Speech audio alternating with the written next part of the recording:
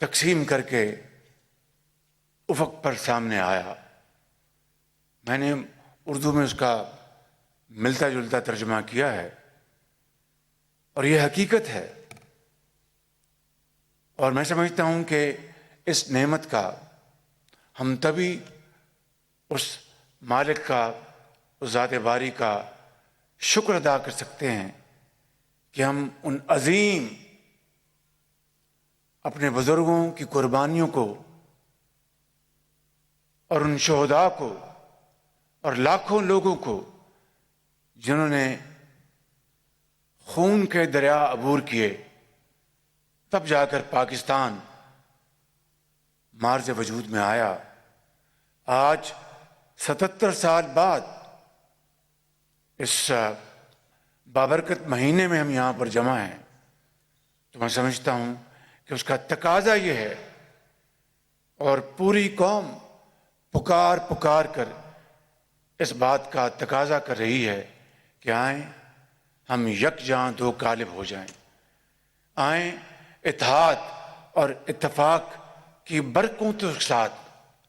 ہم پاکستان کے جو مسائل ہیں ان کو حل کریں، چاہے وہ معاشی مسائل ہیں، چاہے وہ معاشرتی مسائل ہیں، چاہے وہ دہشت گردی ہے۔ میں سمجھتا ہوں کہ اس میں جہاں پر زندگی کے ہر شعبے کا تعلق رکھنے والے فرد کا تعلق جس شعبے سے بھی ہے، اس کا فرض ہے کہ وہ آگے بڑھ کر اس میں حصہ ڈالے۔ میں سمجھتا ہوں کہ اس میں سب سے بڑی ذمہ داری ان انتہائی قابل احترام علماء کرام کے ذمے آتی ہے، جو اس ہال میں ہیں یا جو پورے پاکستان میں پھیلے ہوئے ہیں، کہ کس طریقے سے آج دہشت گردی کے خاتمے کے لیے ایک مرتبہ پھر افواج پاکستان قربانیاں دے رہی ہیں، اور اس کے بعد اگر اس ملک کے اندر تفریق ہے اور اس ملک کے اندر مذہبی منافرت ہے، لسانیت کی بنیاد پر تفریق ہے، اور ذاتی خواہشات کو آگے لانے کے لیے قومی مفاد کو قربان کرنے کی ایک سوچ ہے،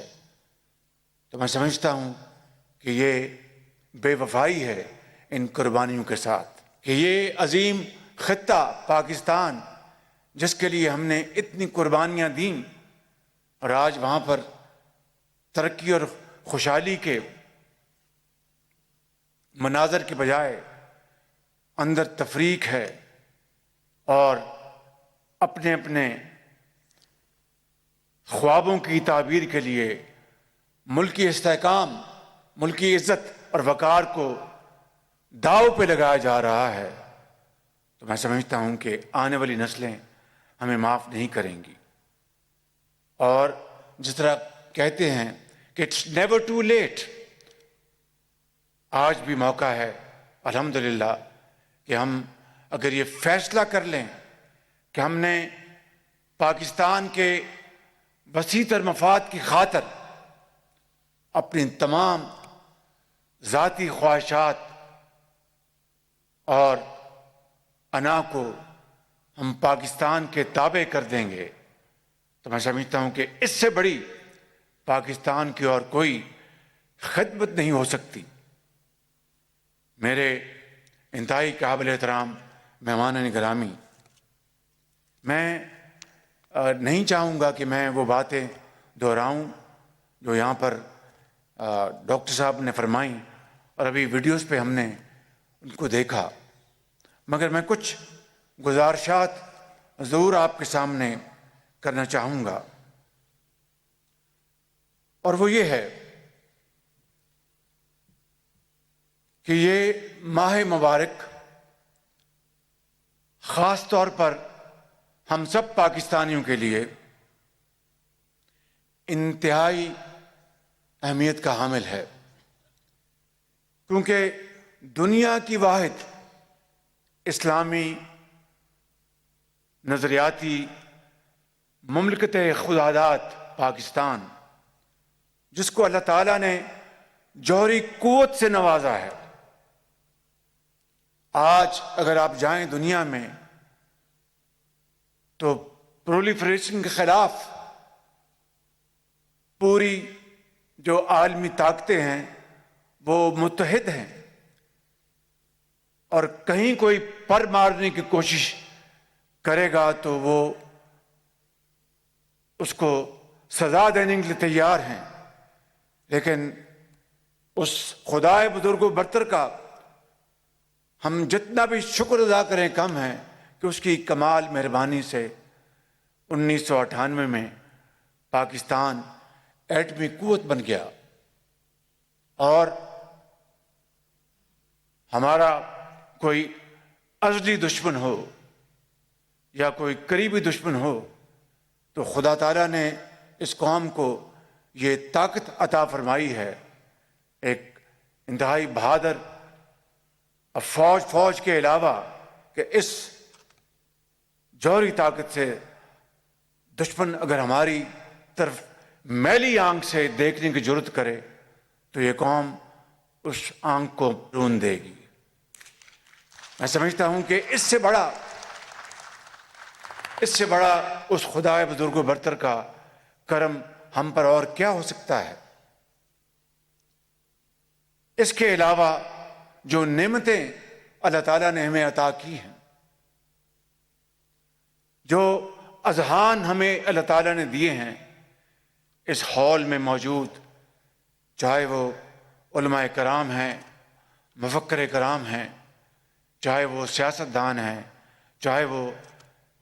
سول فوجی افسران ہیں، چاہے وہ ہمارے نوجوان طالب علم ہیں، میں سمجھتا ہوں کہ پورے ملک میں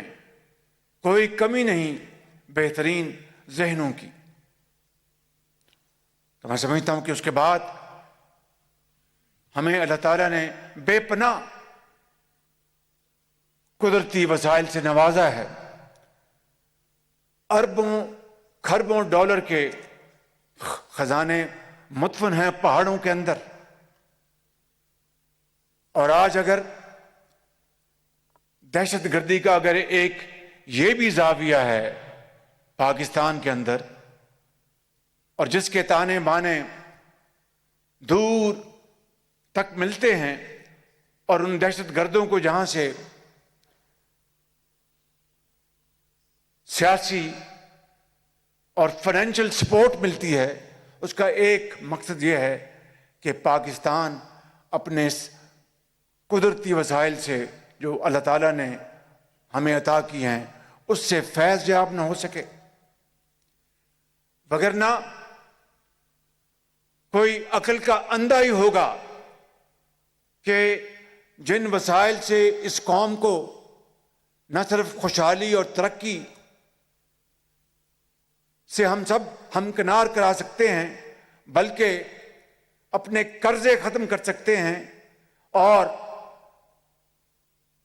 اپنا سر فخر سے بلند کر کے اقوام عالم کی سڑکوں پر چل سکتے ہیں. کوئی عقل کا اندھا ہوگا کہ وہ ایسے راستے کو خراب کرنے کی کوشش کرے. تو پھر جواب واضح ہے کہ یہ وہ ایجنٹس ہیں، یہ وہ دشمن ہیں پاکستان کے، جو پاکستان کی ترقی اور خوشحالی ان کو گوارا نہیں، اور ان کو جہاں جہاں سے فائنینشیل سپورٹ، مالی ان کو سپورٹ اور دوسری سپورٹ مل رہی ہے، ہم سب اس سے اچھی طرح واقف ہیں. تو میں یہ سمجھتا ہوں کہ آج اس شہر رمضان میں ہمیں اس بات کو طے کرنا ہوگا کہ کب تک یہ خون بہایا جاتا رہے گا، کب تک ہمارے فوج، air force, navy, police, law enforcing agents کے جوان اپنے بچوں کو یتیم کر کے اپنی جان اللہ کے حوالے کر کے اس دنیا سے رخصت ہوتے رہیں گے. میں سمجھتا ہوں کہ یہ اسی شہر رمضان میں، اسی 27ویں روزے کے دن اور لیلۃ القدر، لیلۃ القدر ہزار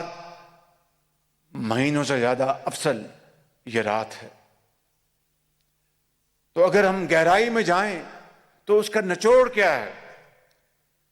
نچوڑ یہ ہے کہ اس رب العزت کے حضور سنجیدگی کے ساتھ سجدہ ریز ہو، اور اس کے حضور دل کی اتھاہ گہرائیوں سے گڑ گڑا کر اس سے ہم اپنے گناہوں کی معافی مانگیں کہ غلطی تو انسان ہی کرتا، فرشتہ تو نہیں کرتا، لیکن یہ ضروری ہے کہ اس سے صدق کے دل کے ساتھ سبق حاصل کر کے ہم آگے بڑھیں، اپنے ذاتی اختلافات کو دفن کریں، ذاتی خواہشات کو قربان کریں، قوم کی ترقی، یکجہتی اور اتفاق کے لیے۔